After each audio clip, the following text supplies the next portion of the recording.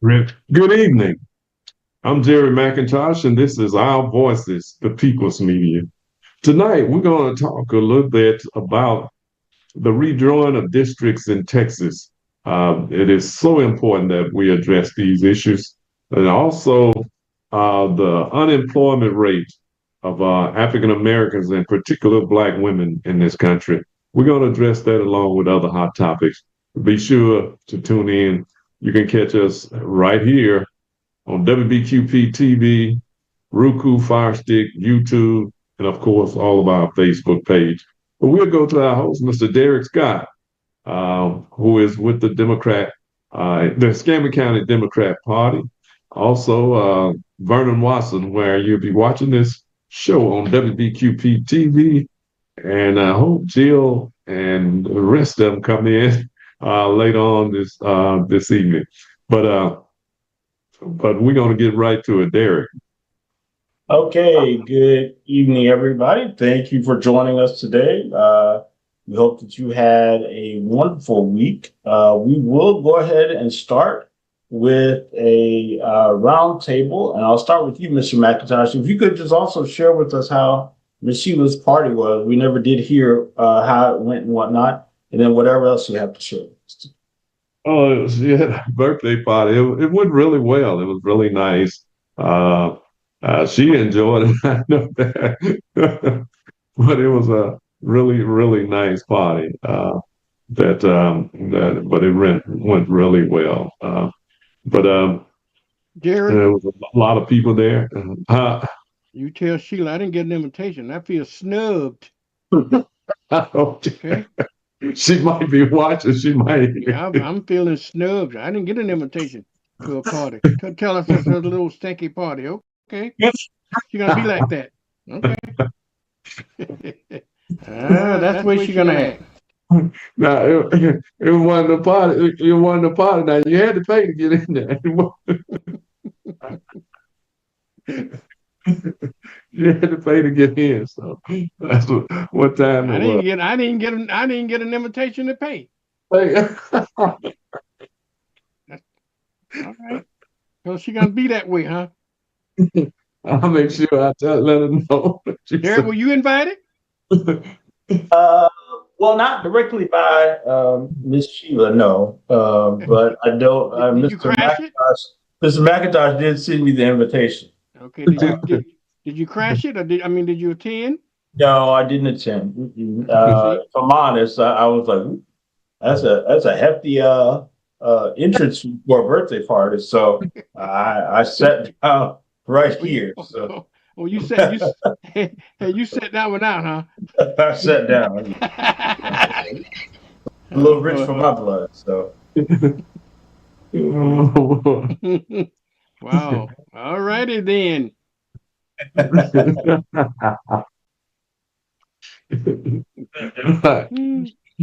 Also, Derek, the scholarship, we extending the scholarship into August. The Carol McIntosh, sorry about that. The Carol McIntosh scholarship is extended into August, and they can pick up the scholarship application at Moon for Change. That's at 1603 North Davis Highway, or give me a call at 850-206-3776, or they can go by Jacqueline Harris Preparatory Academy and pick up the application from Miss Celestine Lewis, who is the principal and CEO over there. So they got two options, two places they can pick up the application. Right. Well, thank you for that. Mr. Vernon, do you have anything? No, Derek. I don't have anything for the good of the order. Okay. Well, I guess I will share. I'll start with, in Jill's absence, start with a couple of things that are happening in Okaloosa County, just so everybody is aware. I'm trying to get to everything. Bear with me just a second. The Okaloosa Democratic Black Caucus would like for you to join them at two important events that they have this year. The first of which is for Senior Airman Roger Fortson, which is going to be on August the 11th. The time is still yet to be determined. It's going to be a rally and then pack the courthouse on that day. The family wishes to make sure that the community comes alongside of them and hold those responsible for the senseless murder of their son accountable. So please make sure that you put that on your calendar. Again, that is on August the 11th. The time will be determined, so please check back for further details on that. And that's going to be over in Okaloosa County. The second event that we have, and let me see if I can pull a better one, is on Saturday, August the 16th. Many of you have been a part and have heard of Equal Ground before, but Equal Ground will be hosting their Panhandle 2025 legislative session debrief. That's going to be in Fort Walton on Saturday, August the 16th. The doors will open at 8:30. We'll start with breakfast and then go into the program.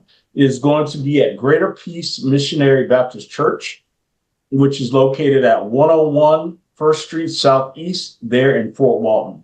This is a free event. Breakfast and lunch will be served.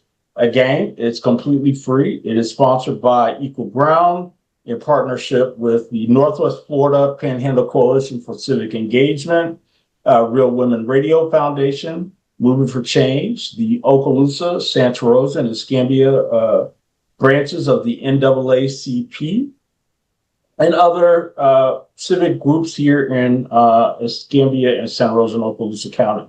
Again, if you've never been to an Equal Ground event, this is your great opportunity to hear what's happened in terms of the legislative session that the state of Florida just concluded, what things will impact you, laws that were signed in that affect you as a person here in the state of Florida that went into effect effective July 1st, things that you need to look out for, things that are coming up, and just get a better sense. And that's going to be the morning session. We'll break for lunch and we'll get some great food, again, that is totally free. And then right after lunch, we'll go into a session that's very specific to the Panhandle with respect to how we plan strategically and effectively for the 2026 election cycle. As you know, this is going to be the midterm.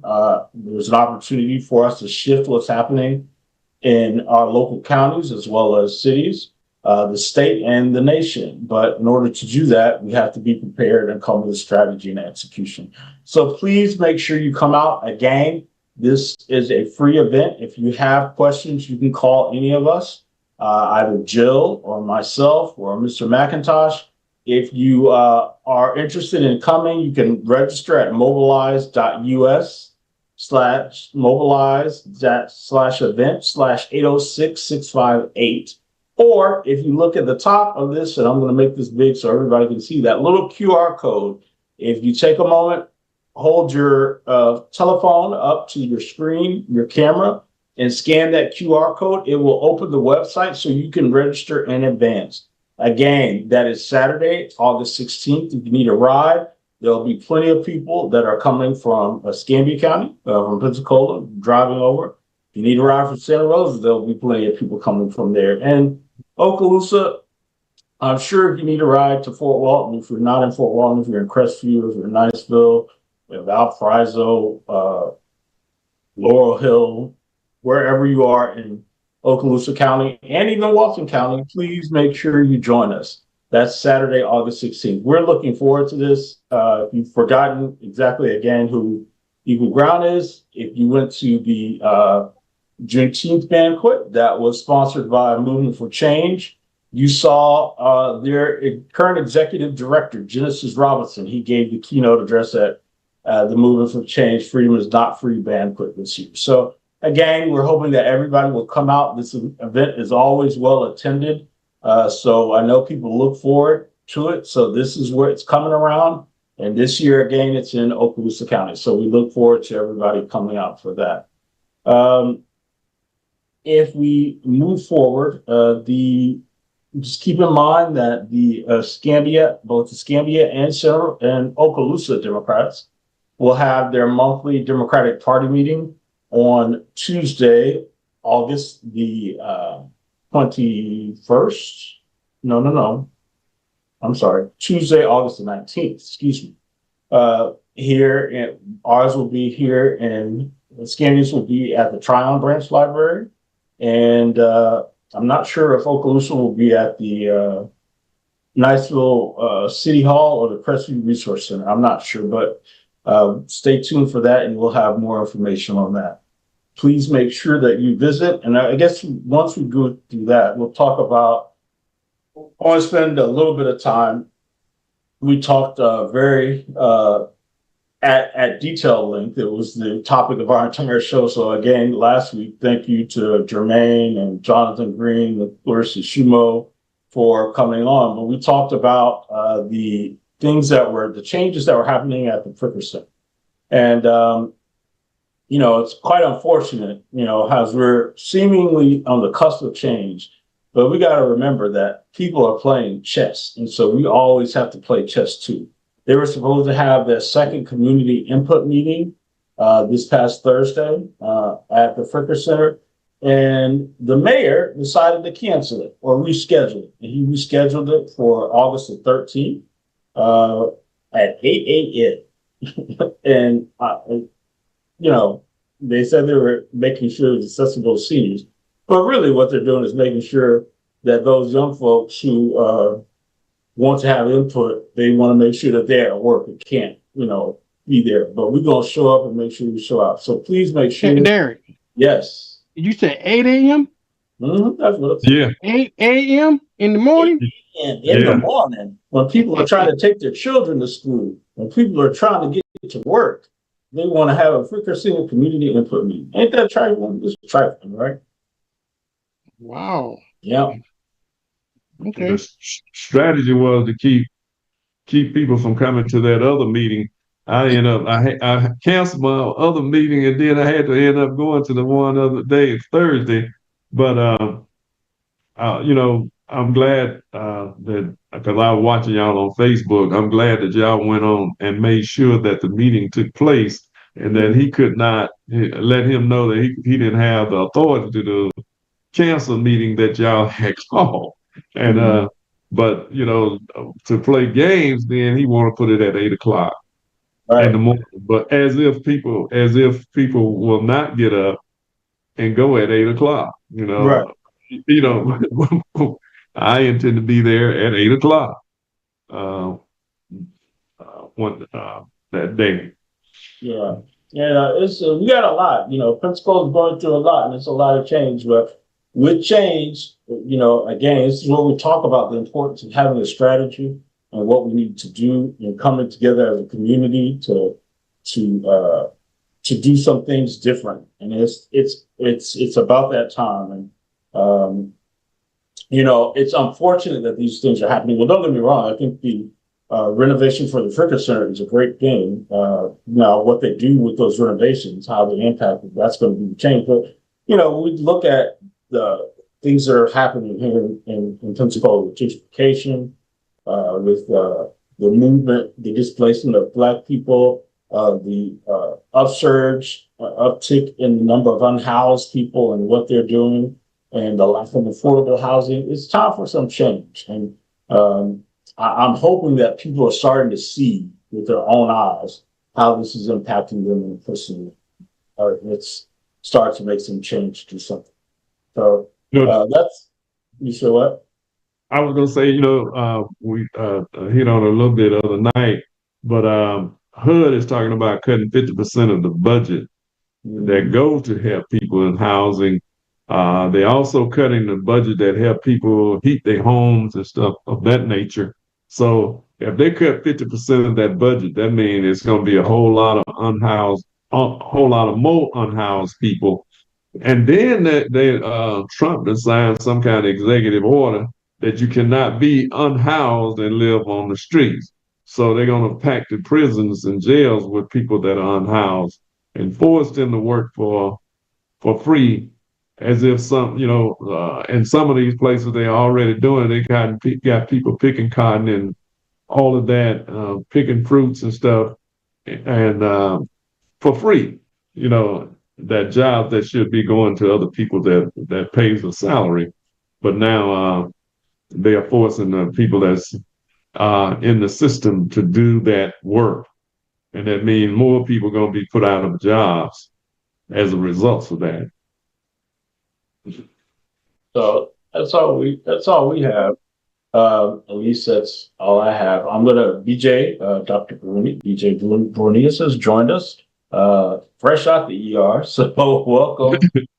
Thank you, BJ, for joining us. If you could share with us anything that you have that you think the folks in Santa Rosa County need to know, or things that you're doing, or anything that's beneficial for the community.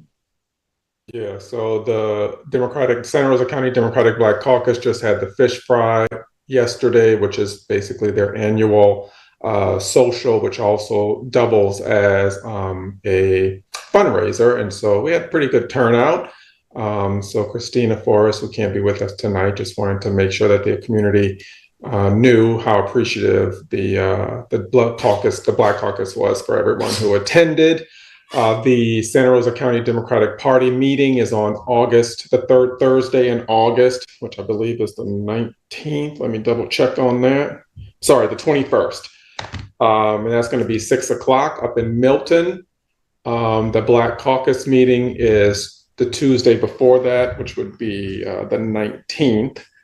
And that's going to be a virtual meeting via Zoom. But other than that, that's all I've got. I got something for you. I won't pick on you, but I'm going to ask the question. How was the protest on Saturday? I know you were there. How was it? Tell us about it. What had happened? So I wouldn't call it a protest. Okay. I would call it a honk and wave again. But it was basically a group of people who sort of came together basically to be in community with one another. It was my understanding that basically the gist of it was that people need to know that they're not the only ones that don't like what's going on, because maybe there's a feeling of isolation, or people think that they're the only ones who think that this is crazy. And so what I think it mainly accomplishes that people sort of see that there are other people out there who think that what's going on is insane. So I'm not really sure what they were protesting. I'm not really sure what being in front of being in front of City Hall, what was that meant to accomplish? There didn't really seem to be any demands of the city council or the mayor of Pensacola. So the location was a little odd, but these young people, you got to let them do their thing, and I don't want to get in the way of them. So I was just there mainly as an observer to try and see and give them a voice in whatever way I could possibly give them. So. Yeah. Mr. McIntosh and Mr. Vernon, did you all go out to the protest? I did not. When this Saturday? No, I didn't get a chance to go. I wouldn't have mind, but I have to work on Saturday, so I didn't get a chance. Yeah, I was working myself this Saturday. Maybe we should invite some of the organizers from 5051 on the show, just to kind of talk about their concept and their strategy and what they hope to accomplish, so that people have a little bit more insight and visibility as to who they are, what they do, and why they do it. Always food for thought. That would be great, Derek. Well, good. I know that there's another protest coming up at the end of the month. I think it's the Saturday prior to Labor Day, Memorial Day, whatever day that is. Labor Day, yeah, Labor Day. there's another one coming up then. So we can get some further insight and look into what they're trying to do and what they're trying to accomplish and how we can, if there's a way to fit in to bring it all together, maybe there's an opportunity for us. So I'm excited to get in. All right. Turn it back over to you, Mr. McIntyre. First of all, I just want everybody to know that Trump done called Greg Abbott out in Texas to redraw the districts out there in mid-decade. Usually after the census is when new lines are drawn, new districts are drawn. But now in Texas, they are already rejoined the district, and they redraw the district that Jasmine Crockett was in. They her. It supposedly drew her out of her district as of right now. And you can check that Derek and see, but that's what I was reading. Mm-hmm. And it's really atrocious what they are trying to do as a power grab in this country to continue to hip Trump with his dictatorial, autocratic, totalitarian crap that he's trying to do in this country to us. So it is a test. If they're going to test the will of the American people, and they are doing it. And it seems like they are getting away with a whole lot of things. But I heard Governor Newsom out in California said they were going to try to do the same thing. And I think if Texas do that every Democrat state, like California, New York, Illinois, Maryland, and other states, should follow suit and redraw the districts in the mid-decade, before the census, since they're doing it, because it don't make sense for us to follow the rules, and they breaking the rules each and every day. So I remember Martin Luther King said in one of his speeches, said, it's not right to obey an unjust law. And so these unjust laws that are being passed, that are being done by the state legislators and by Greg Abbott in the state of Texas. Jerry, Go ahead. what is it that the Democrats always try to follow the rules, and not being polite about it, okay? I don't understand it. Why we playing so nice when we be getting kicked in the nut? I mean, when we being kicked down below. Why, Derek? Can you help me with that? Well, honestly, I think this is the time we're seeing them not being playing nice. Every one of the democratically led states, they've said, try it if you want to, do it. I dare you. That's what they keep saying, and Gavin Newsom has led that charge. The Republican Party is a habitual line stepper. So I think they're saying, all right, cool, go ahead, do it. We got you, and then to the point that I think Gavin Newsom, let's be clear, in the state of California has the most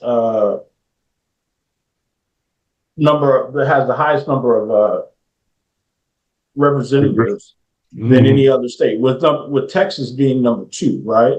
So when you look at in terms of where that's going and what that looks like, Texas they're talking about picking up a net of what? I think it's four or so seats if the congressional districts or the congressional maps are redrawn in the state of Texas. But if California does that, they pick up a net of 7 or 8. So, net, y'all are still down. And that puts, if they do that, that would put Democrats in the lead, in terms of official House from a representative standpoint. Let's say all things being static, right? That puts Democrats in the lead. So, puts them in control of the House. So, I mean, if you look at it, like they're saying, go ahead. Well, let's see what you do. Bark, go ahead, jump. And I said, if you feel it, frog, you lead. That's what I think he said. They're saying, and I just wanted to play the clip. So you're saying that you're saying that the Democrat Party beginning to get the message now? Fight with fire? Yeah. I hope so. I think that everybody's come to the realization that we are in the business of playing by the rules against people who have no rules. And so when they have no rules, there's no point of trying to follow rules because the rules don't exist. So if you can do it, what's good for the goose is good for the gander. I think people are coming to that realization. I think Gavin Newsom said it. I fully think that they are committed and ready to go. If Texas goes down the road, continues to go down the road, I think California will go down the road. I wanted to play what Representative Crockett had to say on this matter as she's talked about it. Give me 1 second, let me pull it up.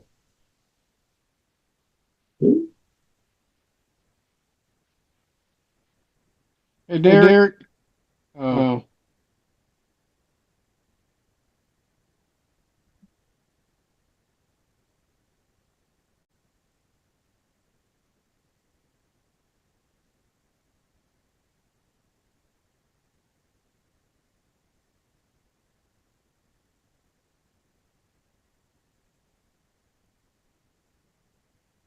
I mean, those are the numbers. President Trump did win the majority of the Hispanic votes in the state. In fact, he flipped, I believe it was 10 counties in the state. So don't you think that is reflective of this map, this proposed map, that the minorities who are here with the new minority districts that have been created, it is reflective?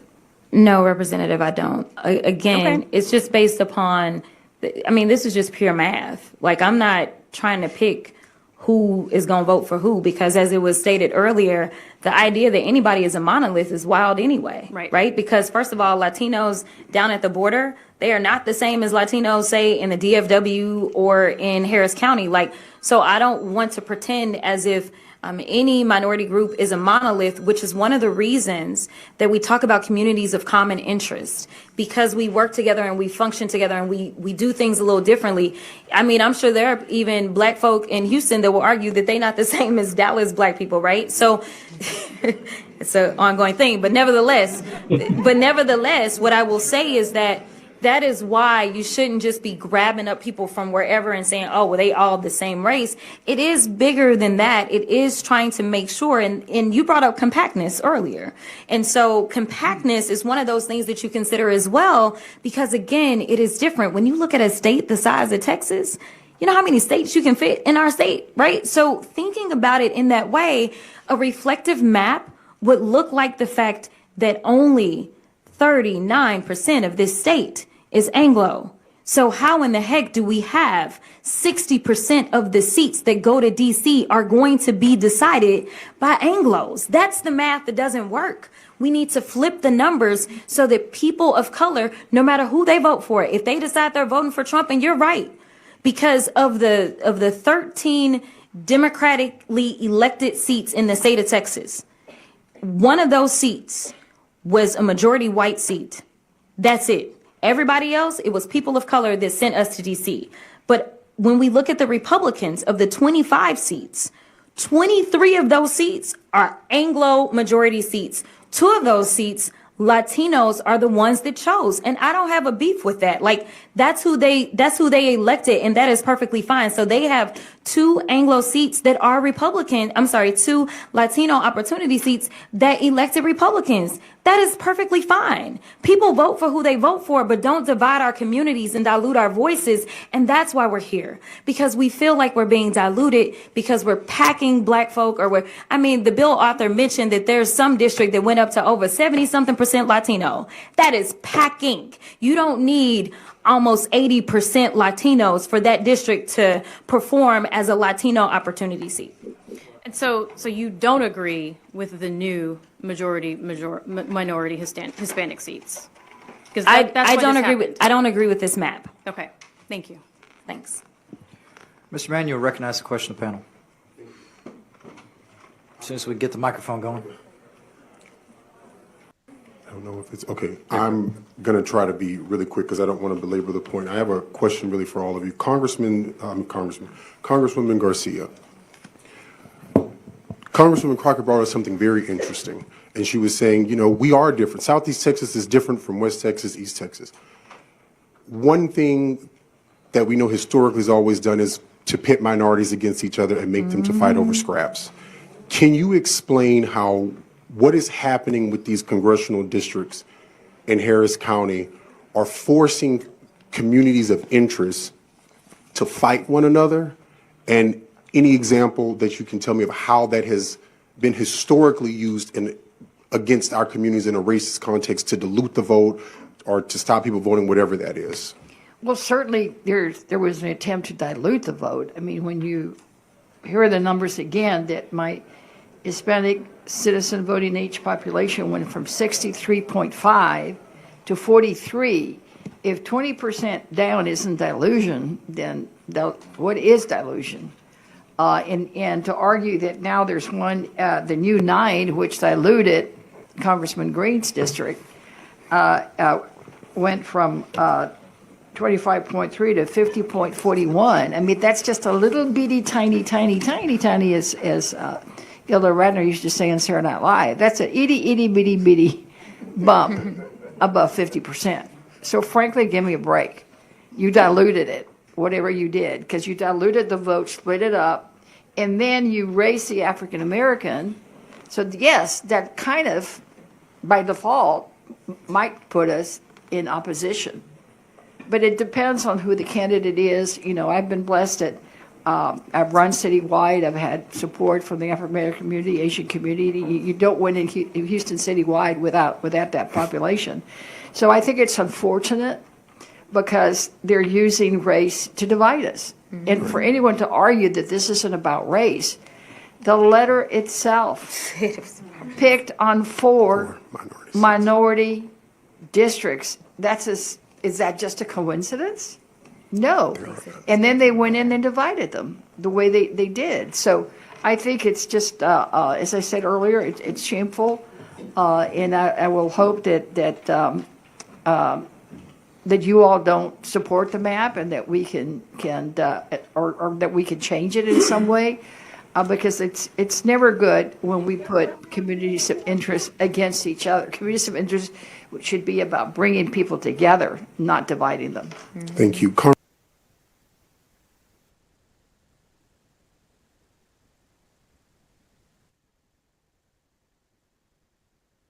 You can see right there that how they are trying to manipulate the people, and the people that's even sitting there speaking with those legislators there in Texas. So it's really a shame that they are really, like she said, putting people against each other. But then we have to, the black people, brown people, and others have to show by precept and example that you're not going to do it and get away with it. And that means that if we have to go state by state, as Gary Newsom has said, that we should do it. We should change. You know, the rules, that there are no rules. If they're going to change it, then the rules are gone. There are no rules. And I know Newsom said that they would have to the people would have to determine whether they can change it or not. But they don't care anything about the people. They are doing what they want to do either way without the people having any input into it. And they are not taking it to the people. They are using their legislative power and the governor's seat to destroy majority and minority rule in certain areas. As they said, 60-some% of at least 58% of the people in Texas, minority people, black and brown people. BJ, Listen, I think that we are two countries that have been artificially fused together to make one country. That's what I think. We have a nativist, Confederacy loving, what I would call Red America today. Maybe it's Confederacy at another time. And then we have a country of people who are trying to aspire to the ideals of, all people are created equal, life, liberty, and pursuit of happiness. But I think what I'm learning in this time and in this second presidency is that at no point, I think we took for granted that people, when we made progress, people were cool with the progress that was being made. I know I did. I don't want to speak for anybody else, but as the Civil Rights Act was passed, as the Voting Rights Act was passed, as the Fair Housing Act was passed, after the 24th Amendment and the 14th Amendment, and Obergefell and Brown v. Board and any other Shelby v. Holder, I was thinking that these cases in certain instances and pieces of legislation in other instances meant that the country was moving forward. But there are people who were not on board with this. They weren't on board with anything. There are still people who are not on board with after the Civil War. At no point did a certain number of people actually agree to the thing that we're doing here. And I think that is being manifested really today. I think that this is emblematic that there is a certain portion of this country that was never on board with what we're doing here in this country. They're just like, democracy be damned, who gonna check me? And so I appreciate that. I appreciate that clip that was played, but I still feel like even in that clip, Democrats are still trying to play this game as if we don't all know why we're here. There is no amount of data. Maybe it's important to present that data for the official congressional record, and I get that. But in terms of trying to persuade people, there is no amount of data that's going to persuade people who are making these decisions to make a different decision than the one that they're making. They know exactly what they're doing. And my fear is that this is going to lead to another civil war. That's my fear. But at the same time, I don't think it's avoidable, because if we have California now wants to retaliate against Texas, and then Illinois said that they may be going to jump in too, and then Florida says, well, hey, we didn't already taken care of Lawson. Well, let's go for what's the one in the middle? Let's go for Maxwell Frost's district. Let's go for that. Now we got states fighting against each other. And when was the last time states were fighting against each other over something, over an issue that maybe seemed small at the time, although it's very big to us, but seemed small at the time and ended up with sedition and people fighting each other. So this, while I certainly support Gavin Newsom doing his thing and every other Democratic state doing this thing, I'm also aware of where this can go when states start attacking one another based on ideology. Yeah, and the sad part about it, the Republicans don't care. They don't care what might take place, because they are hungry power grabbers, and this is all they are concerned about is power, and they want to make sure that these so-called quote Christian nationalists, who are incompetent people who have no idea about the structure of America and don't care to learn. They don't care about this country. They only care about their power and what they can do to hold on to it. What they for and a lot of them know that this is the last vestige of their power, and so they're going to do everything they can to try to destroy. They will destroy the country with it.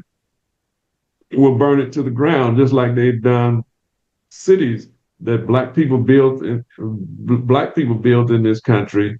They burn them to the ground and then say, why are you in the condition that you are in after you have burned billions of dollars worth of homes and churches and schools and the productivity that people had put together. And then you say, look at these other people. They came over here and doing well, but you are doing bad. We were saying, our people were saying, leave us alone. We'll go over here and build our own. But when we did build it, they burned it to the ground or flooded it, or they displaced us. And this is what's happening with America right now. And you're right, there is a possibility that you could be looking at the breakdown of law and order in this country because of these so-called Christian nationalists who want only straight white guys to run the country, and they are pushing everybody else out and pushing everybody to the brinks. And it's unfortunate that they are doing that and being allowed to get away with it. And then you got judges that sit on the Supreme Court who are acquiescing everything they do, along with these Congress people now that's on recess to make sure that they try to make people forget about the Epstein files that are out there, and so it's a continuation of things that have taken place throughout the history of this country, and it's unfortunate. There, I guess I didn't look at it. I appreciate Vita's approach on this because I didn't really think about it leading to a civil war. Although we've said time and time again, like we're headed towards civil war, I didn't look at this as being a potential catalyst that would spark that. When you break it down into the battle of the states and that, man, I'm like, oh, that is true. I guess that does make sense. And it gets you to contemplating, like, how would civil war work in current, modern day, like, 2025. Like, just it's a lot to absorb and a lot to think about. I spent, when I was looking at the clip, I was trying to figure out, I was like, now who is that black woman up there sitting up there talking so like positively about That's the crazy Katrina Pearson lady. Yeah, I didn't know who she was. I was like, who is she? Because I was like, wait a minute, is she being for real? I was like, she can't be being for real. But I'm like, but she is. She ain't just a new Trump person. She goes back to Tea Party days. So like, she's like one of the original founders of the Tea Party. And I'm like, ma'am, okay, it's just I say this all the time, and I continue to say it. I wish people of color, not all, but some, could break away from or stop suffering from or idealize proximity to whiteness. It is a thing that I oftentimes I look at and I wonder how you can live a lived experience that is a person of color and resonate with such points and ideology that differ so far from what your lived experience has been. Because I looked her up. This lady came from poverty. Her mother had her at 14. She didn't come from money. So I know your experience has to be somewhat different, right? An experience that is not embodied in what Tea Party and MAGA ideology is. So you wonder, how do you get there? Like, what is it? Does everybody live with a pat on the back from white people? Is it the great job? What is it that you're looking for? That, it's her, it's the Byron Donalds, it's the Tim Scotts. Like, what is it? I guess I never understood. Speaking of Brian Donalds, I was reading today what he says that black children need black fathers in the households, and I'm like, statistics show that black fathers are engaged and involved in their children's life at a higher rate than anybody else, even whites. They may not be with the mother, they might not be married to the mother, or may not be with the mother at all, but they are involved in their children's life around 80%. Statistics shows that. And it's unfortunate that he would be on the stump talking down black fathers. And and in the process talking down black children and black mothers, because because he thinks he's better, or I don't know what his thinking is.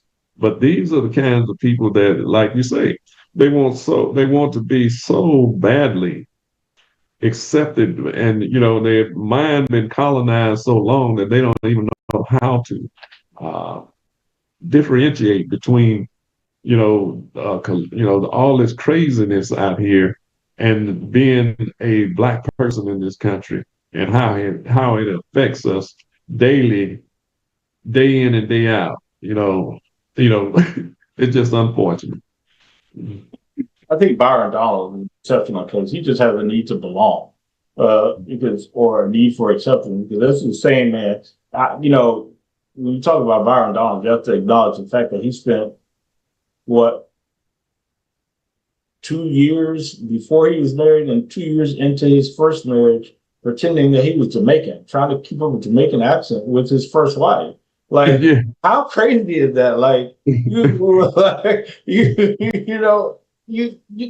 that's a bit of an extreme, right? You fake being Jamaican. Like, wow. Okay. So, I mean, he's a special case, but I guess, your point being that he condemned, black fathers, and to your point, most fathers, at least all the men that I know who have children, are exceptionally active in their children's lives. I don't know those types who are not, but when we look at it, he also wants to fail to acknowledge the government's role and the responsibility of the division of the black household, right? Mm-hmm. So, like, when do you have that conversation, or is there an excuse for it? EJ, you were going to say something when look back on. I was. Yeah, you were right. We were talking about something about white proximity to whiteness, and then he said something about Byron Donald. You're about to say something, and you stopped.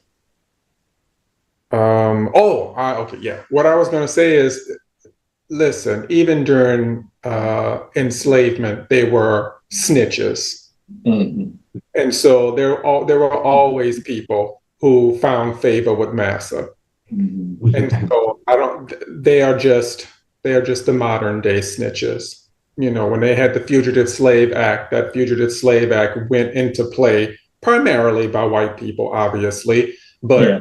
They had their snitches and their people who thought that, if they were in proximity to massa, that would mean something different for them or for their families. And so, these are just the snitches of the 1860s.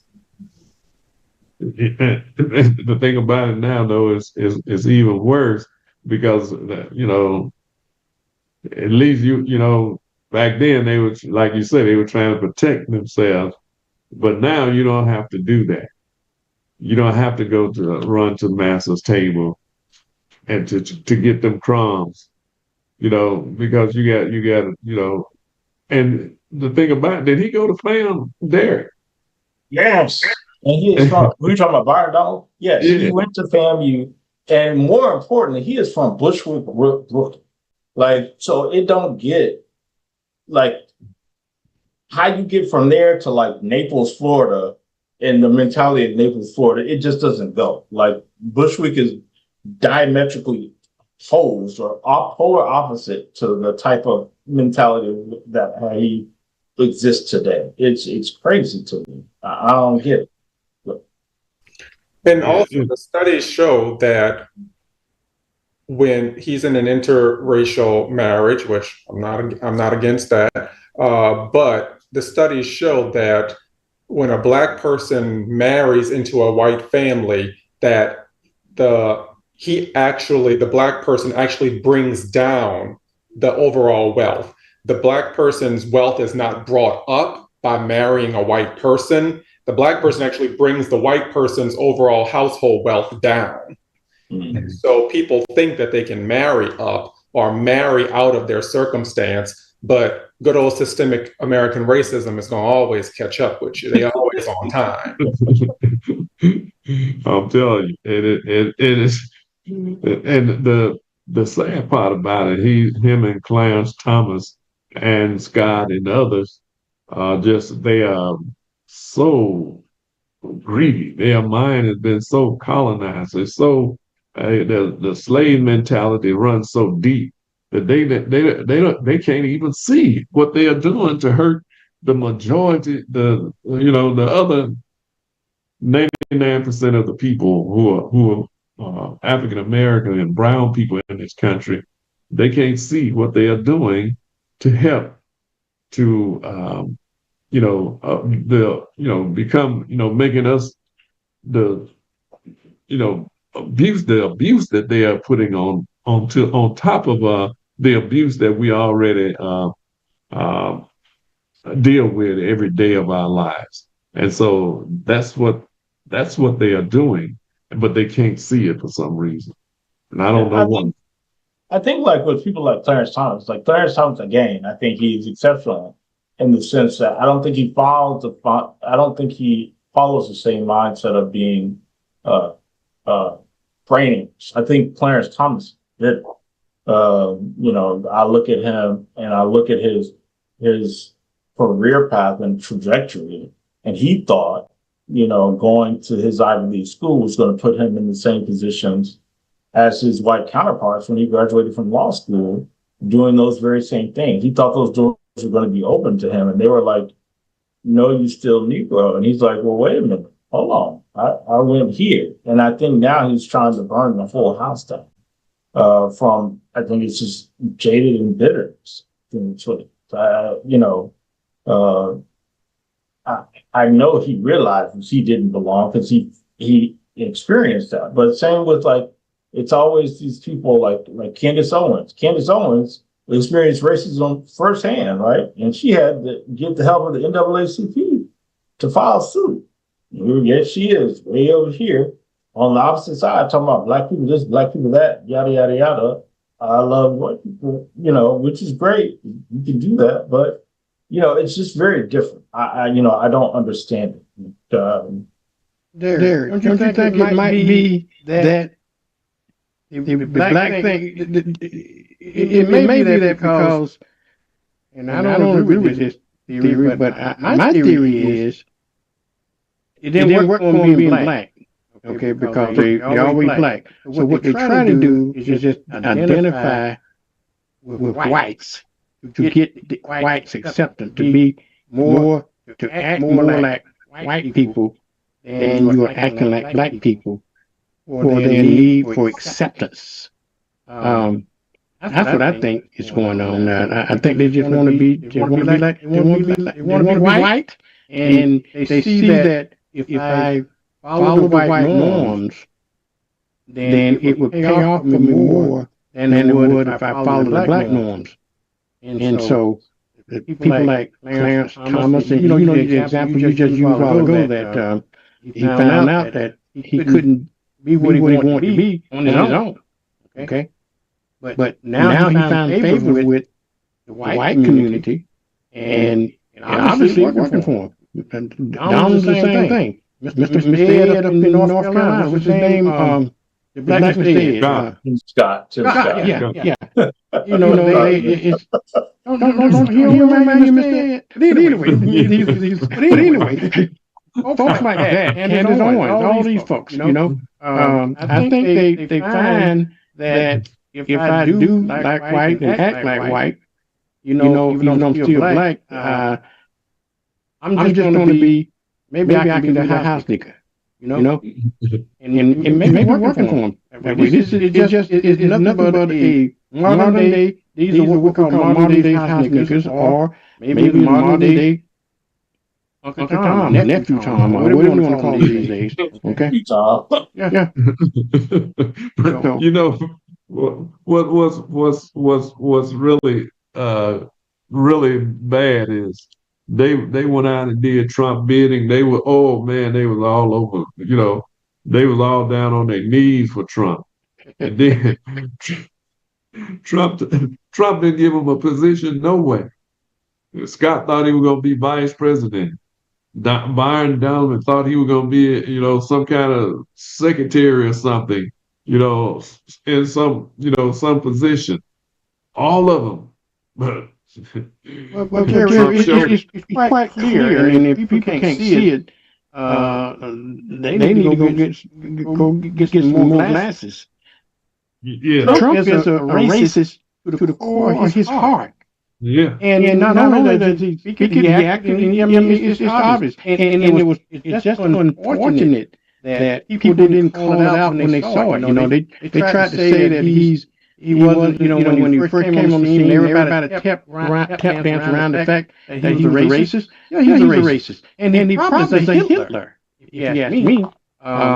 So he just that's my take on it. People don't want to call it out until it's too late. Now they know that he's a racist.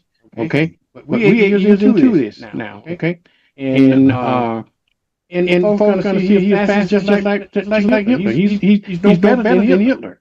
Okay, and is a Hitler. I call him a Hitler. And he's probably the poorest excuse we ever had for president of the United States. He's his word. He's fake. He's a fake president. He's a lightweight president. He's just completely out of his league, and as being a leader of the free world. And the whole thing about Trump is a thief.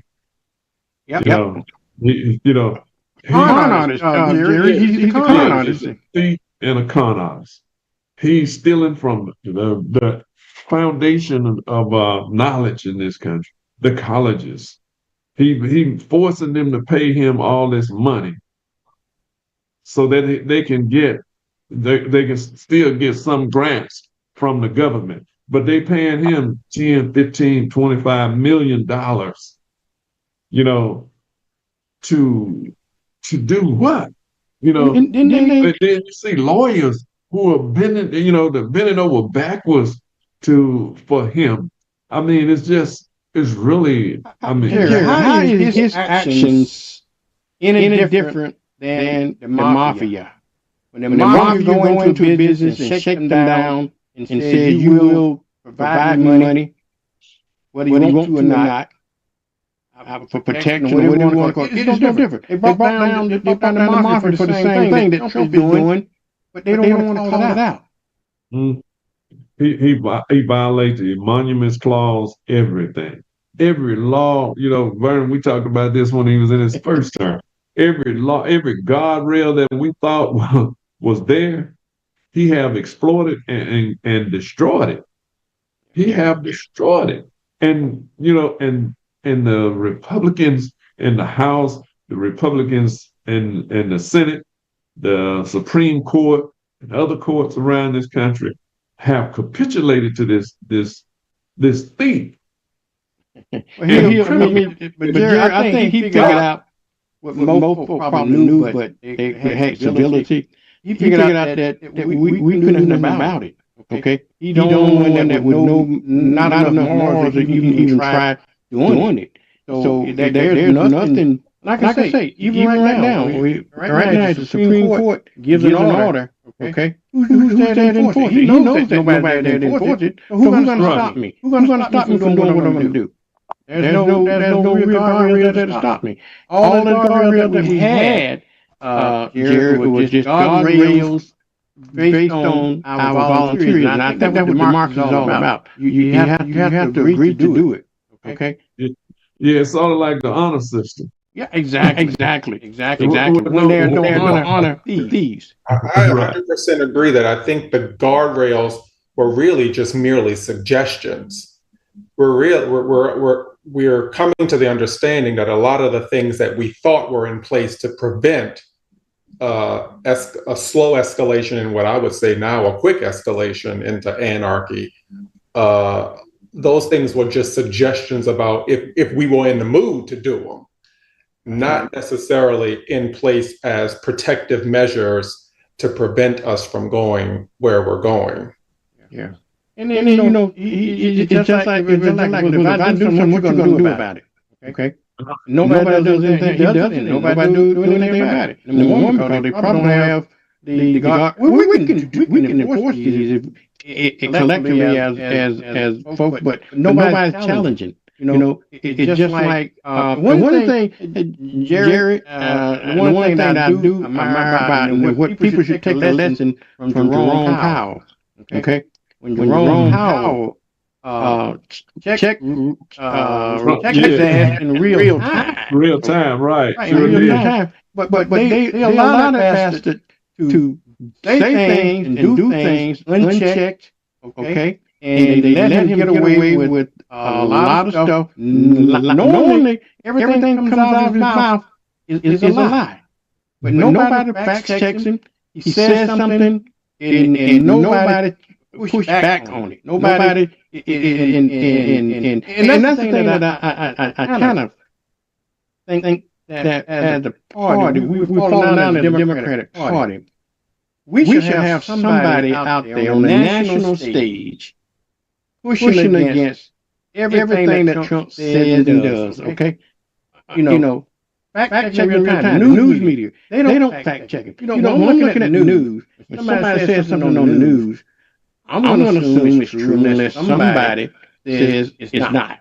Okay, because that's just the way we've been trained. But right now, everything he says and everything comes out of his mouth is just a lie. I don't know, man, he ain't capable of you telling the truth. But we're so used to it now that we accept all of his lies as truth. Nobody checks him. And I think if they start checking him, then you begin to see the emperor. They don't have any clothes. Those clothes start falling off. But long as nobody checks him, he's going to be there. I'm telling you, and that's the thing about it.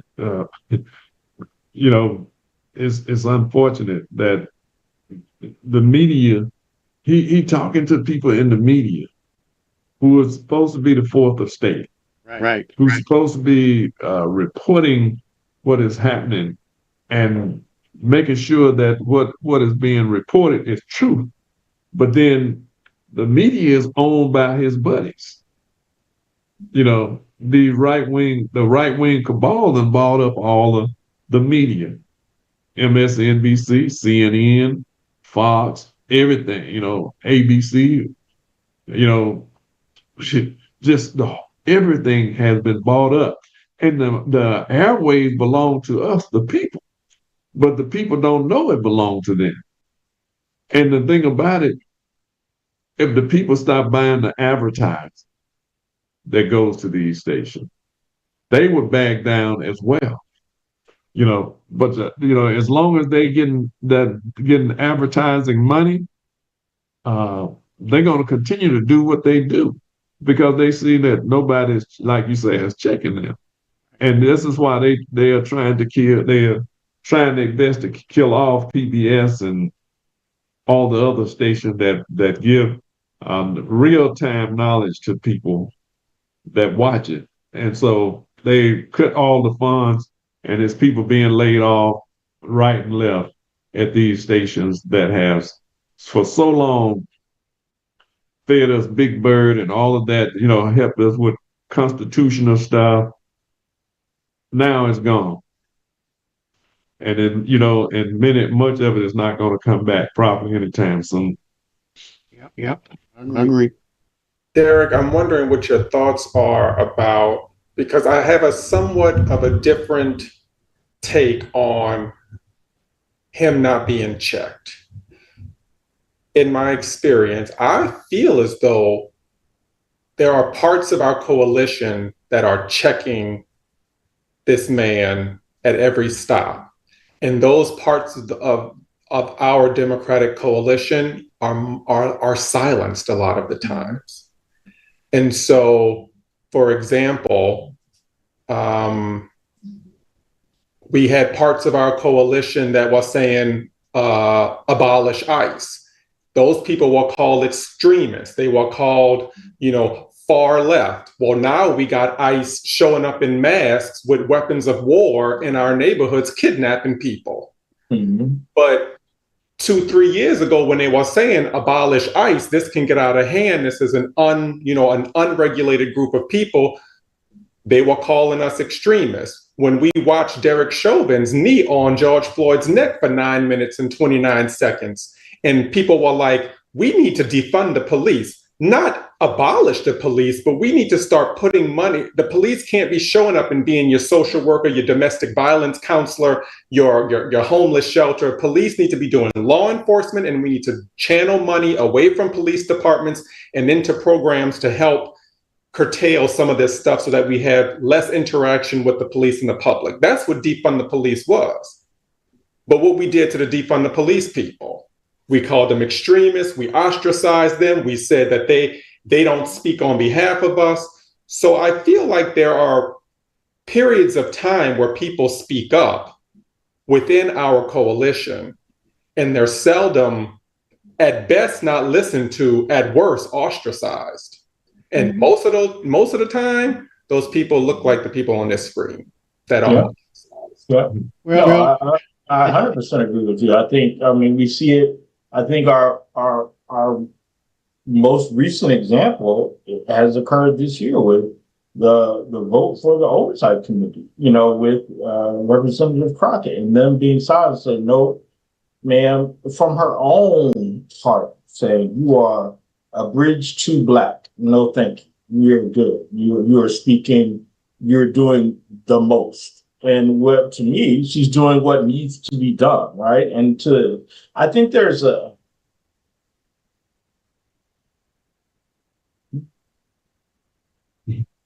I don't think it's the message, right? Oftentimes, I think it's the messenger. And I think what is, I could be saying something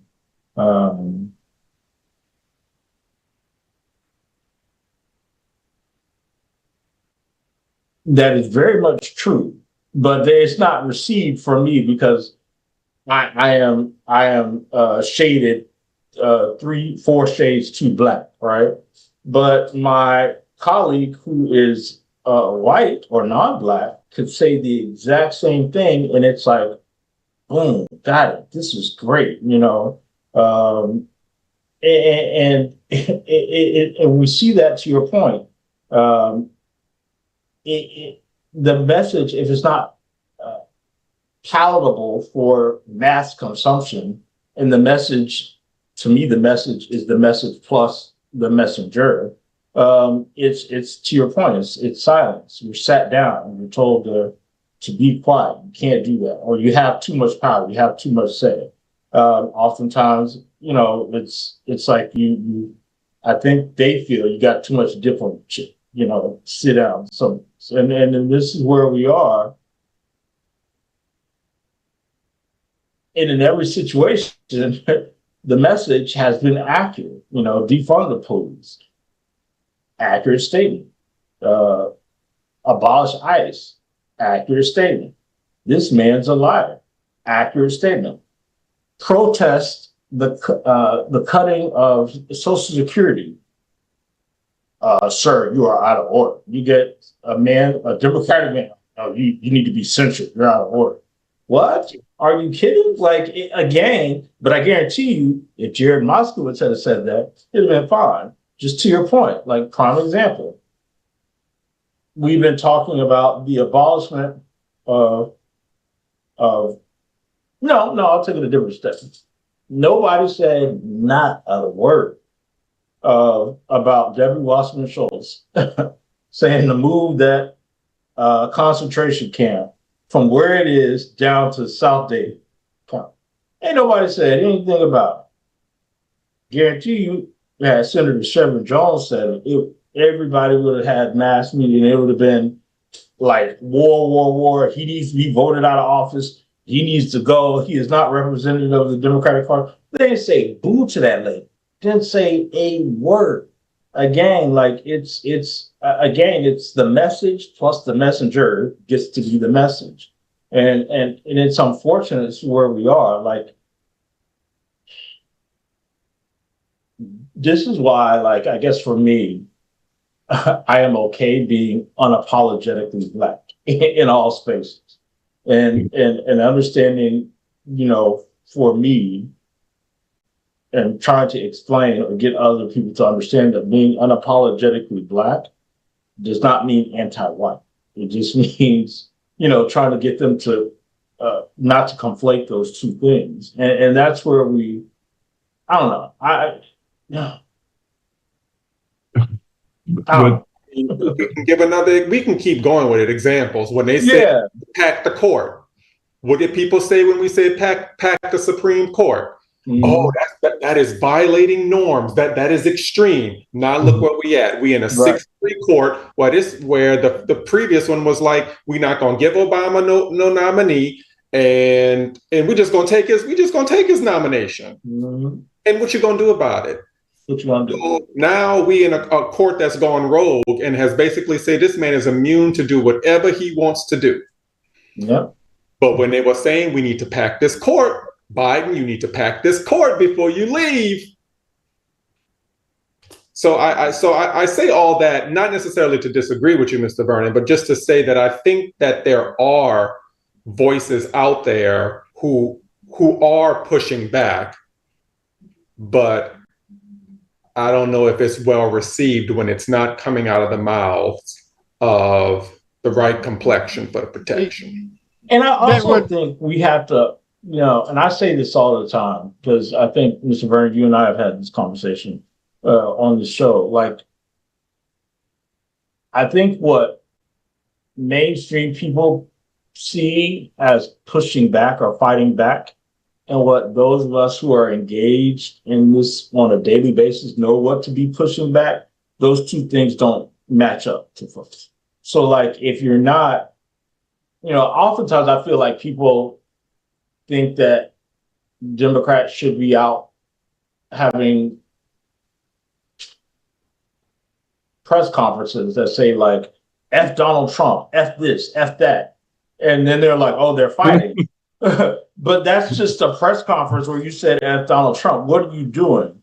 To me, like, if you're filibustering, i.e. Hakeem Jeffries or i.e. Cory Booker, that's fighting back. But it doesn't, I don't think people correlate that to the fighting back. I don't think people correlate all of the Black Texas legislation or delegates in the Texas State House of Representatives leaving the state of Texas so they won't have the quorum necessary to pass the maps as fighting back. Like, you know, I think we have to level set what exactly people expectations and match them to reality. Like what it is that you want them to do, to perceive, to believe that they're fighting for. I guess that's. I think though, you're on mute, Vern. am I on mute? Okay. I think that BJ, to your point, is that I tell you, I believe that the voices that are speaking out, okay, are the same voices that you say they get squashed only because they're out there by themselves, okay? And I want to use the example that Jerry, you know, what you used the example about Christopher Addicts, you know, he all these soldiers out there, so okay, let's get him. They push him out there, okay? And he don't want to get killed. Everybody standing back, oh, what happened? Okay, I see that. I see the same thing. I see the same thing with, you know, those voices that are willing to speak out, we don't have enough backup. When they squash that person, another person be in place to take his place, and you know what I'm saying? I don't see enough of that, BJ. That's what I mean. You know, we need paid people, like you said, Vern, to be out there who are going from state to state and talking about these different things. You know, I know we have people on the local levels, the state level, but we need a national spokesperson to be out there who can articulate the issues, but have the power behind their voice and their words, you know, and sometimes they might have to curse somebody out, you know, so that so to get the point over, you know, because younger people, they understand what you're saying when when you cursing somebody out, you know. A lot of the elderly might not be in tune with it, but you know, every setting has its place, and I think this time now is to get off of you know get off of all this, you know, stay moral, you know, keep your morals intact, but then you have to leave them at the door sometime and deal with people like you say. We're gonna have to fight fire with fire, because other than that, we're gonna continue to see education being defunded. They defund that, and nobody's saying anything. You know, we're gonna continue to see Medicaid defunded to the tune of 800 billions of hundreds of billions of dollars. You know, we're going to continue to see SNAP programs, free lunch programs defunded, but you can't defund ICE. People running around with a mask on, and you don't know who these people are. You don't know whether they're law enforcement or not. If you law enforcement, why you need a mask on? You know, Modern day Klan. yeah, that's all it is. Well, and two, Modern I day think Klan with a different sheet. so, and I think we do ourselves sometimes an injustice. Like you said something, sometimes you have to cuss people out, right? And I was like, attention sometimes there. You're like a child. You got to get their attention. and I don't disagree with you. I am 100% pro cussing people out. Live by it. I am A-okay with that. That is fine with me. However, and I'm talking about the people who look like all of us on the screen, have a tendency, like when we do it, they're like, "Ooh, that's disrespectful. You can't do that." Or, you know, and such as, you know, that's your elder. Well, no, sometimes you have to curse people out. We have to get rid of this because you're older than me. I can't say anything to you. We're not in that. This is not that type of fight in the thing where you have to have that type of elder hierarchy. Sometimes you got to check people, irrespective of each gender, race, you know, all that stuff. It's got to be equal opportunity. And so, you know, I guess it's the removal of identity politics and the things of that nature and how we maneuver. But I like I guess you broke it down, Mr. Vernon, a little bit differently. And I was like, oh, okay, now I get what you're saying. It's not that you don't hear people fighting. It's just that when one is silenced, there's no one that comes back up. There's not a ready next person, ready to set go. And I look at the things like, you know, I think oftentimes our fighters have to balance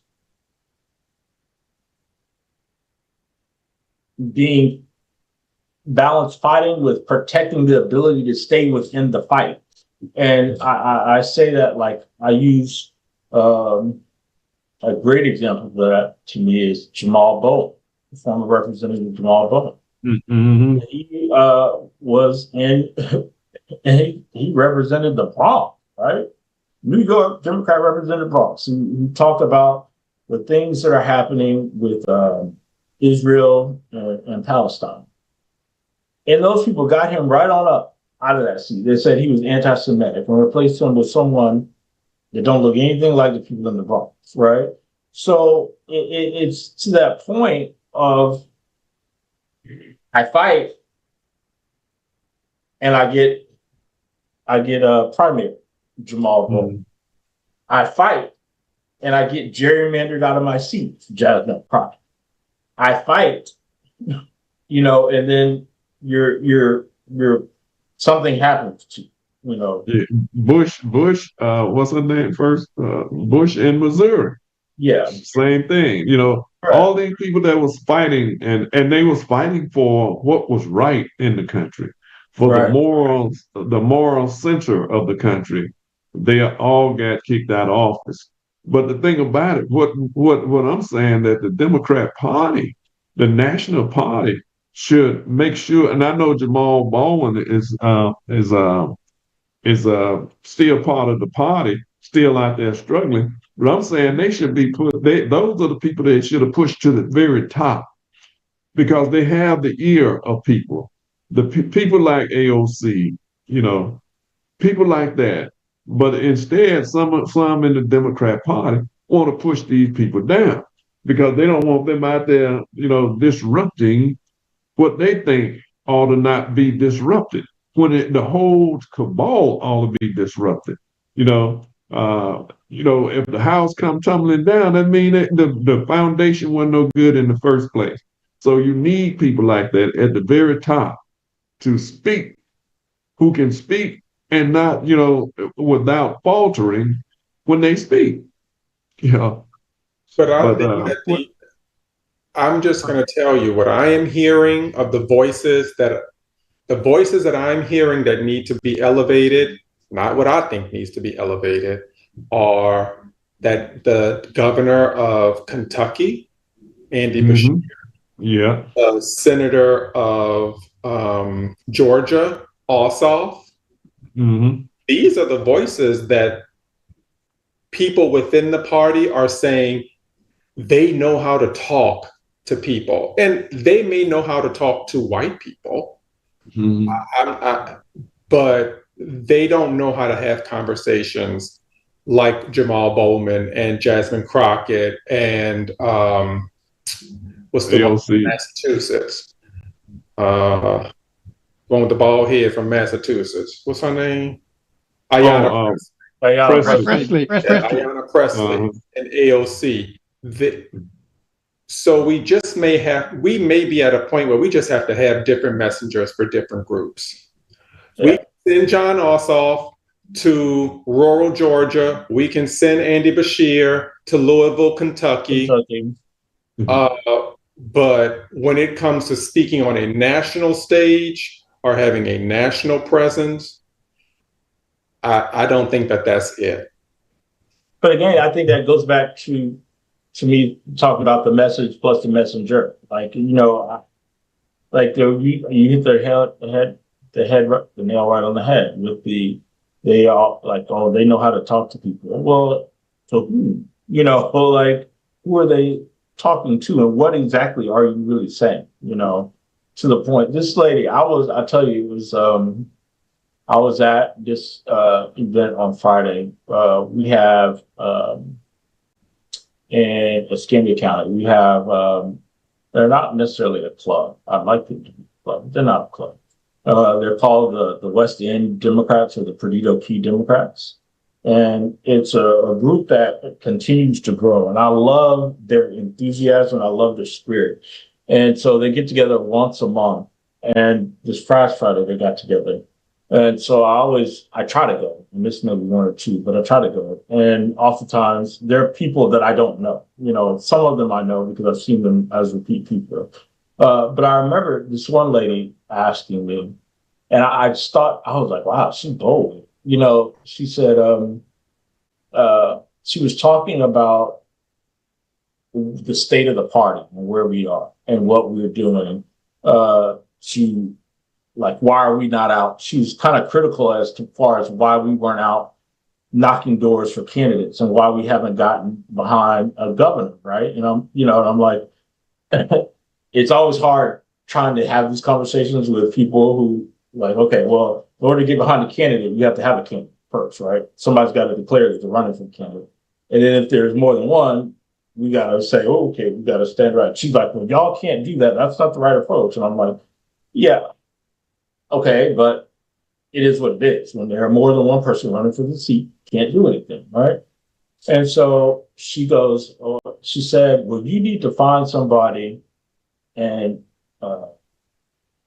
I like your message, and I like what you're saying, but you need to find somebody, and this needs to be a white man, and you're probably the person to deliver the message. And I was like, it needs to be a white man. Like, we had to have a gubernatorial candidate, or the candidates that we need to find need to be white men.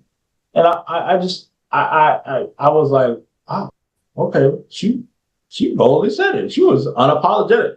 Now, the thing about it, it caught me off guard, but I don't know 100% in the case of where we are in the state of Florida. I'm not sure that she's wrong, with a gubernatorial candidate. I don't know that a person of color could win the state of Florida. I don't think so. Just like they're doing, they're propping Byron Donald up to be the next gubernatorial candidate. I think he's going to be in for a rude awakening. Like, they're going to show him, no, you might be a Republican. You might have been doing all this shucking and jiving, but at the end of the day, it's going to be wah, wah, wah. You're not going to be the gubernatorial, candidate for on the GOP side. Or if you are, that's great, because I don't think that those folks will vote for you. I think they'll just break down and vote for an NPA or vote for a Democrat before they vote for someone of color. But it threw me. And even then, so she was just like, yeah, everybody talked about how great my address was. They're like, you speak so well, and I love how energetic you are. And she's like, yeah, but you're not the right person. She'd be a white person. I'm like, okay. And she said it with such a, ooh, and I was like, all right. I have heard similar. And I've heard a lot of particularly suburban wine drinking white women who all consider themselves Democrats who do not relate to Jasmine Crockett. They think that is too neck rolling, too much nails, too much hair, too much makeup, too much eyelashes, too much. And it sounds like she faced a lot of that within the caucus herself, because she didn't try to run for leadership positions, and she has been told so much or so that she is too much. And so there's an element of truth. Well, I certainly see, if I was there, I'd have said something to her. I'd have been like, I appreciate you being comfortable telling me the truth, but it's your job to start challenging that narrative. She took out her own. She took out white women. She didn't even say a white woman. So she started her own people. Right. And so I'd already been into a back and forth, and when she said it, I was like, oh, and everybody looked at me like, oh, hell. And some of those folks know, they're like, they're finna snap. And I'm like, no, I'm not. I'm just going to keep pushing and say something. Like, again, I know that but again, let me also say, I also talked about the division amongst Democrats, and I talked about the division here.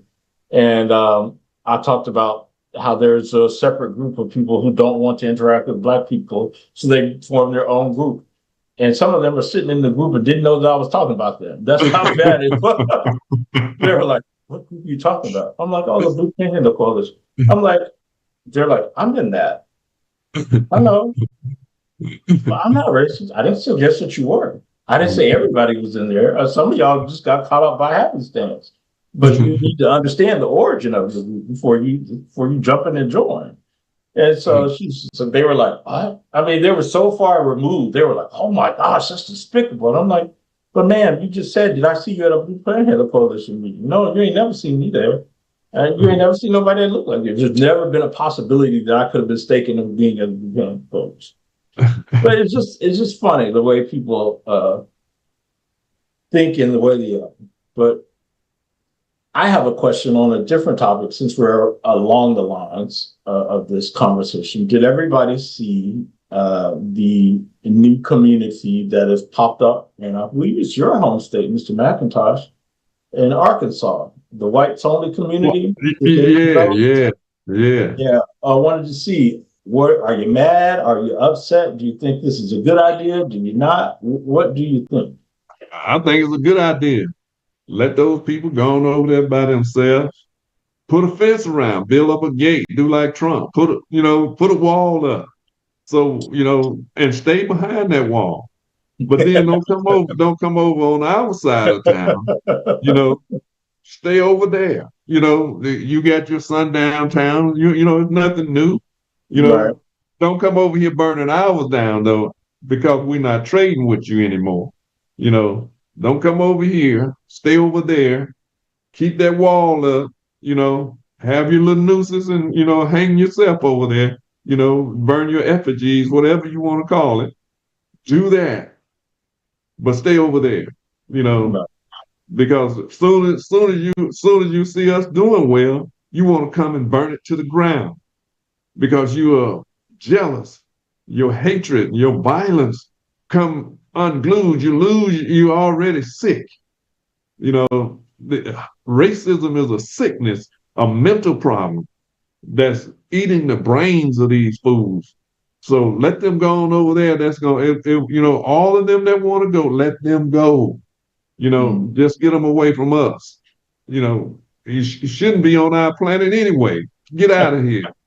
So they're trying to expand into other states. Do you Yeah. think that they should expand this concept? And should this be a concept in all 50 states? Should they have Hey, because to Derek. be clear, just so that everybody's level set, the qualifications for this are you cannot be Jewish, you cannot be a member of the LGBT community, and you cannot be non-white. Those are the three stipulations. Mm-mm. Hey, Yeah, Derek. that's right. For the benefit for everybody that might be listening, and unlike me, I'm not as familiar with that concept. Give us the basic of it first. I know we're talking about it, but what the deal with this? And explain it to us first. So what they've said is they've created a community in Arkansas. I don't remember what the name of the community is or what it's called. I But- forgot the name too. The concept is, Suburbs. what is it? Suburbs. Go ahead. But the concept is that they want to be able to preserve their white culture. Not sure that I can identify what white culture is, but they want to be able to preserve their ways of white culture. Raisins and potato salad. So Okay. it as to make sure that there's not a blending or a loss of their white culture. They want to come together, not on the basis of race, as they've indicated, because this is not a basis of race, but they want to preserve white culture and white identity. And they're doing this because of the blending of America, because of low birth rates. They cited something else. I forget what it is. Workforce. A lot of women are entering the workforce. So they want to get back to some type of upholding of white identity and white culture. So they have created this community that they want to expand. Their next step was to expand into Missouri as well. And anybody is welcome, but except for non-whites, Jewish, and members of the LGBT.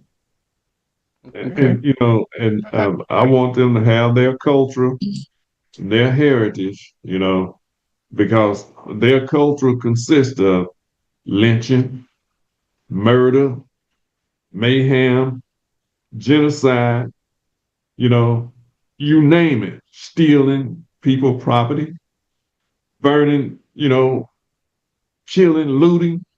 So, take that on with you. All your culture, all your heritage, take that with you. Like I say, build that wall. I'm with that. But leave me the hell alone. So if you see me riding down the highway, don't come from behind the wall. Stay back there. I don't want to stop at your stores. If it's your store, put it up there that says white only. I want that. So you don't accidentally, do like these truck drivers that's come up missing and lynching, and the first thing the police say, oh, they committed suicide. No. You gonna go, you delivering stuff all the way to Carolina somewhere, and all of a sudden you go down there to lynch yourself. and there's been about 5 or 6 of them in the last few months. So, but before they cut them down, they declared it a suicide. Most recent being the man from Birmingham, who was Birmingham, found somewhere out in, where is it, Arkansas, or somewhere down that stretch that they say somewhere down is there. notorious for long distance truck drivers of color. Yeah. Well, Louisiana is right on south of Arkansas. And Yeah. I mean, I give kudos to these people for saying the quiet part out loud, because in Louisiana is extremely segregated. It's already white only municipalities. They just don't call them white only municipalities, but they white only municipalities in function and in operation.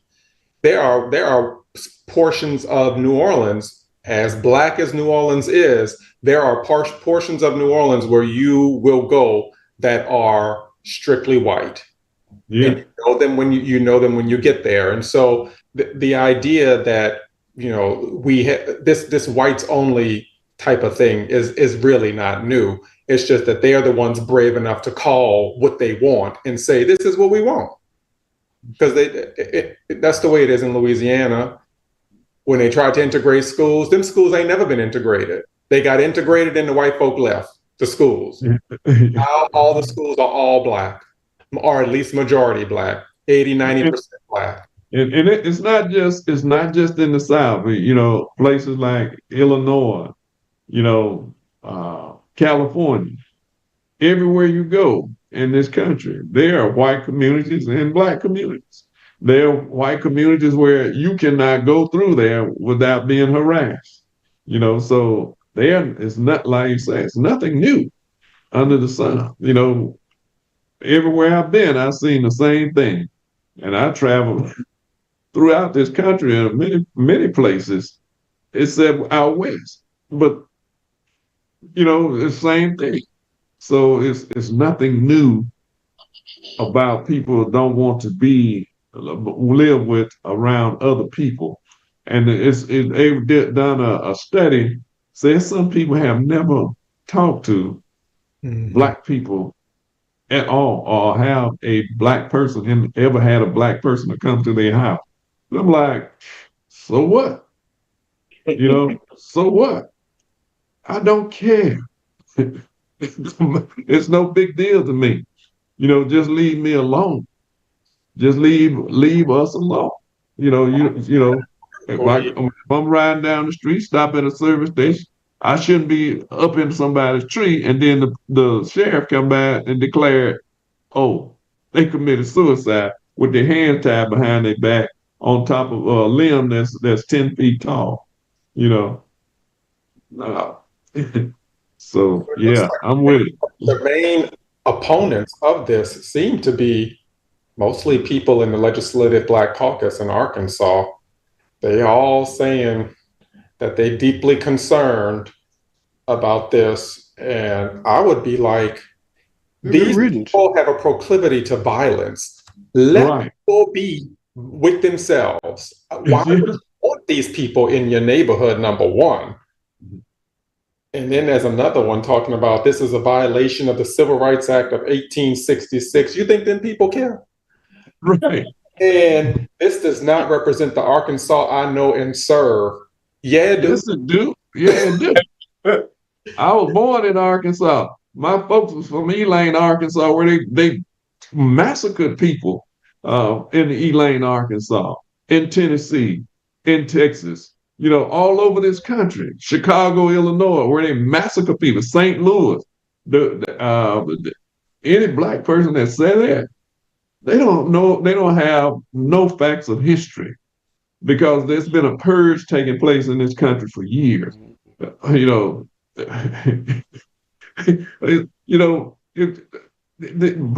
bloody Sunday was nothing compared to the early 1900s when they was killing people all over this country. It's what's that narrow neck, cross-eyed lady name? That's the governor. the lady Huckabees. Huckabee. Yes. Sarah Huckabee. She ran against, right? She ran against a black guy who is a literal astrophysicist. Yeah, right. I mean, like probably one of the smartest people in that state, Yeah. probably in the country, let alone in that state.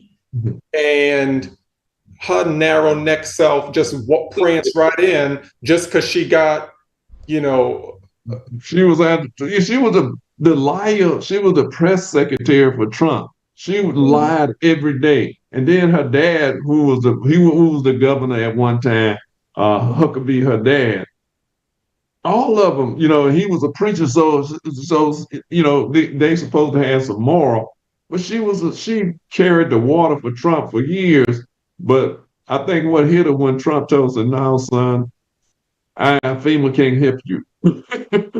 she was begging Trump for some FEMA money when the tornadoes hit down through there, and he said, "Nah, nah." I don't know if he ever gave her the money or not, but they finally went down there to Texas, but they were days late getting there because Trump. They said, we're gonna cut FEMA money so the states can't get it. So, and then the thing about it was worse than that. We live in the eye of the hurricane, and here in the state of Florida, in Oklahoma, in Texas, all of these places are vulnerable to hurricane, tornadoes, and all kinds of downwinds and everything else. And out west is fires. And and then they keep saying, "Oh, these are 100-year floods." No, they're not. They're happening every week. The climate been changed, fool. 100 years ago, you only thing the methane was being put in there was cow fart, but now you got all kinds of stuff being put in the atmosphere. Yeah. So I think this is where I'm going to reach back into my Saturday school days, and I'll say that I too I don't share the sentiments of the Arkansas State Black or Legislative Caucus. I'm like going over there. Matter of fact, I'd love to see one in every state. That's what you want to do. Give them some land. Go be on over. That's fine. That's no different. I like that idea. I like that idea.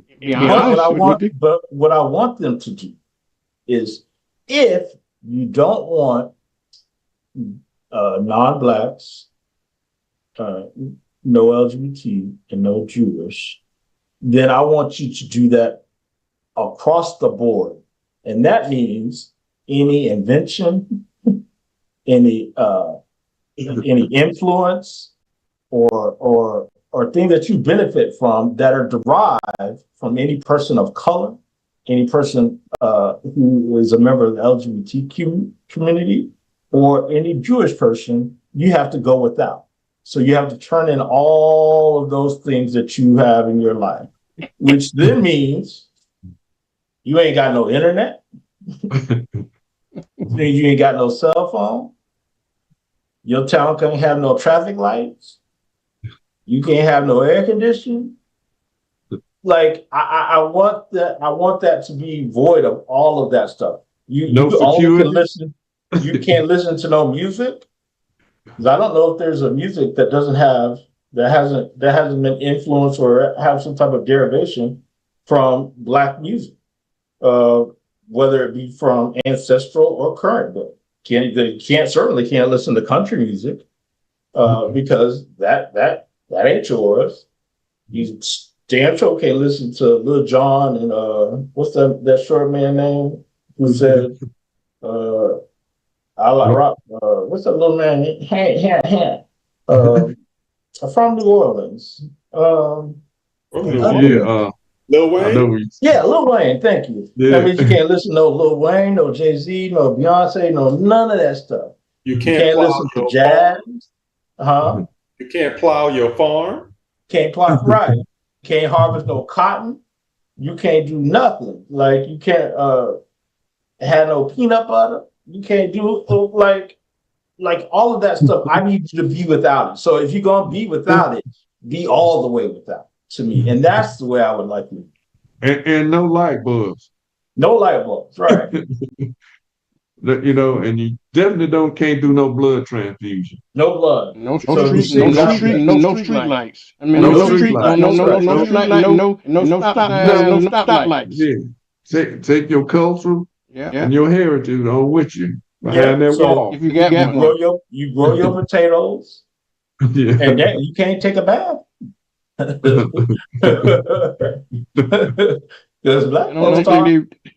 black folks taught indigenous Europeans and the Moors how to bathe. So you can't take a bath either. So do all that stuff. Just be all the way. Like, to me, that's the way I want it to be. That would be my only caveat to say. I'm with it, but take all of the influence with it as well. So you can't tubs, all that. turn in everything, leave all that stuff. I'm coming by and getting a collection plate. Coming back and taking all your household goods that have anything to do with black influence, you got to turn over. But I don't. The concept of it to me, y'all, it don't sound like a bad idea because let me tell you why I say that. I think America is a pluralistic society as it is, okay? And I think Minister Farrakhan was trying to tell us that years ago that we don't want necessarily to be integrated. We good with being segregated, but long as we have the same rights and resources and you leave us alone and stuff like that. And let us build our own nation.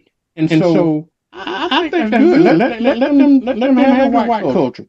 Long as that culture stays on their reservation, so to speak, what they call it. Let them on their reservation. We stay on our reservation, our plantation, which you want to call it. But you know, and everybody got the world is almost segmented like that anyway, but not to that degree. But if they want to go to that degree, I don't have a problem. I'm like you, Jerry. Good riddance. You know, if you want to be over there, take all your culture with you that's not good for us. Okay, like you said, and the hate and all that kind of stuff. Take it with you. And so I think the world will be better. Right. Within your own community, as long as you didn't interact with nobody else. Okay. And take that pad machine with you because that's the only thing you invented. The what? What? Pad machine. I went to a all black, all male high school in New Orleans. Only all male, all black, religious-based high school in the country, believe it or not, or Catholic high school in the country. So my AP calculus teacher was a black woman. My AP physics professor was a black man. It wouldn't be a problem for me. I've been in all black environments, so it's not a shock to me when I see black professionals because like I said, my physics professor was a black man. When I went to an HBCU, my biochemistry professor was a black woman. My immunology teacher professor was a black man. So seeing black people thrive was not foreign to me. And I think that is why I'm very, very thankful that I had a black upbringing and an education, but I did not always feel that way. Because when I got to medical school, and I did not go to an all black medical school like a Meharry or a Howard or Morehouse, it was a culture shock because they don't run things the same way. They're not like us, like Kendrick Lamar said. So initially I was like, I understood why my parents did it, but I was like, but you really didn't prepare me to be in the real world. Because I kind of was insulated. And I felt that way probably for about 5 years, that I was like, y'all set me up for failure because you all put me in a sort of a situation where I was in an environment that really wasn't real life. But now thinking back on it, I am so glad that I was in that environment because I don't cap or have to perform.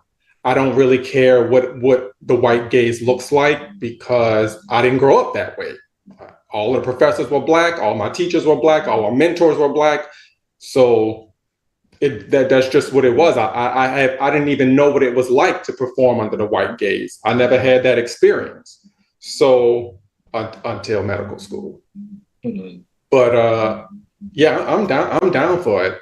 Jerry and I can identify with you because we grew up in an all-black environment like that as well. And it was a shock when we integrated. Okay? Yeah. But you know, being in an all-black experience was great. The only thing the problem with it is that we just have equal resources. If we were to have had equal resources, come out, look at the example of how black folks turn out in this country, even at an unequal scale. But we turn out to be very resourceful and very successful people anyway. Just think what we could have done if we would have had equal resources to our white counterparts.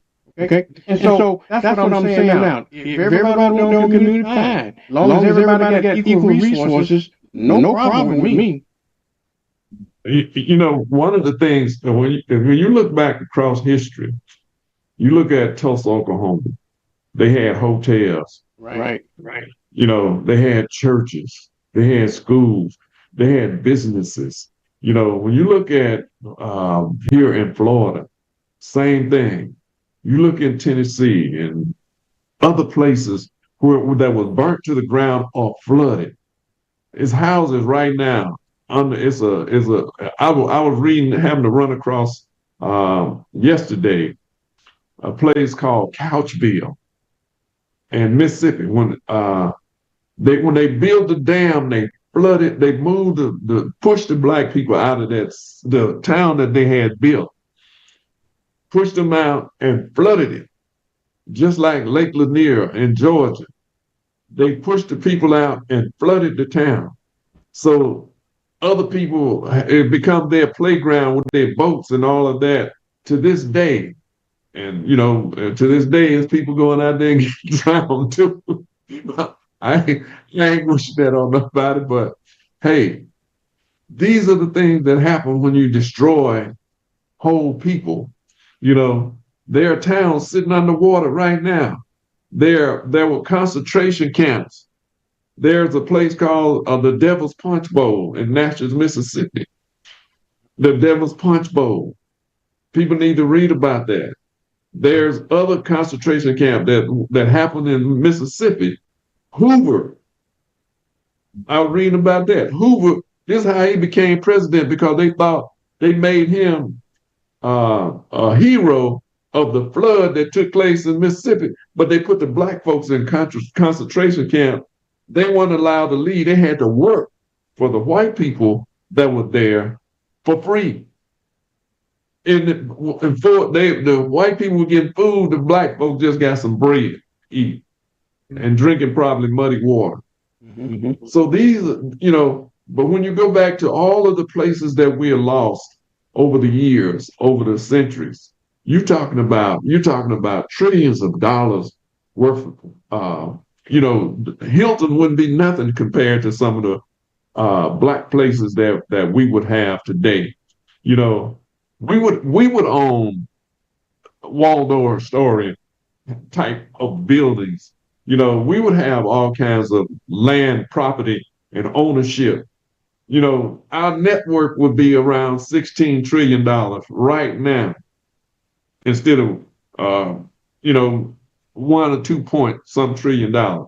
But our network would be around $16 trillion in assets that we would have available to us with colleges. The reason we have HBCUs is because we couldn't go to other colleges. And then when they integrated the school, they moved the best of the best away from us. Teachers, principals had to become assistant principals.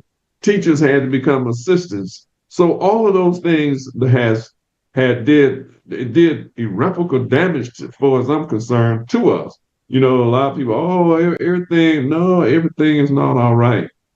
We see the residue right now of what is taking place because you know, was going to have somebody like Trump to rise up in this country who don't care, who don't read, who don't, he just signed things in the law.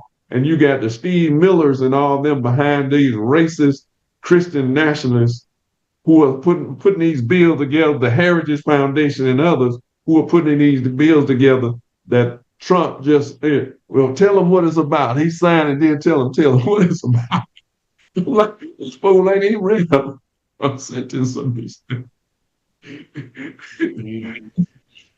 But Derek, before we go, I got to talk about, and we're going to change the subject for a minute to Black women in the country. Because Black women are losing their jobs. And over 300,000 jobs been lost from Black women in this country who are the most educated people in the country. And many of them because they worked it, and we got to keep letting people know. Many of them because they worked in the government, because they worked for the Navy, they worked for the Army, they worked for big parts of the military, state and federal government. So now over 300,000 Black women have lost their job. And I was looking at some of the interviews, women who have children in college, women who have bought homes are now out of work and could possibly be out of housing, So when you look at that and you see the things that are taking place in this country, we have to, that means that we're going to have to, Black people are going to have to stick together some kind of way to save ourselves as much as possible. Last in May, they said 100 and some thousand jobs was created. Then they downgraded. It was 19,000 jobs because they had to downgrade it. Then in June they had said all these jobs, 14,000 jobs. Less than 50,000 jobs were created in the last 2 months. So that lets you know how bad things are getting. And then this clown still talking about tariffs. Yeah. So what I want to share, so since we're on that, we're talking about it, just talk about under Trump, and you're right, it's Black women, but certainly we can just under Black Americans in total. Under Trump, Black Americans have lost 571,000 jobs and just 390,000 this year alone, and we're only halfway through the year. Black youth unemployment has skyrocketed from 13.4% last summer to 21.7% right now, which is a 62% increase. Black unemployment soared to 7.2% in July, which is a 16% increase since Trump took office and 50% higher than the record low 4.8% under Biden-Harris. Those numbers come from the Labor Department, and they undermine Trump's campaign argument that he would create new jobs from Black Americans by getting rid of the competition. Like if you look at it, and I got a graph since we're talking about it, just put it up real quickly. I wanted to show this is the employment level for Black Americans from, again, the Department of Labor Statistics. And if you look at it, I started it from January 2021, from the time Biden took office. And if we move forward, we see that the employment level has continuously increased in terms of the number of jobs.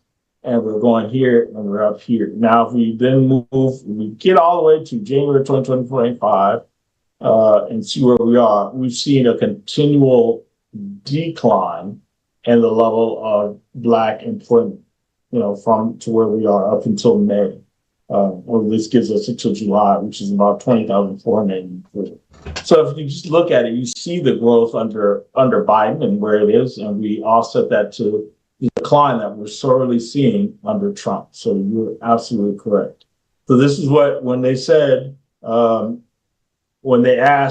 Republicans asked Black folks, what do you have to lose? Try Trump. What do you have to lose? Your job. But that's what it is. That should have been everybody's number one answer is your job.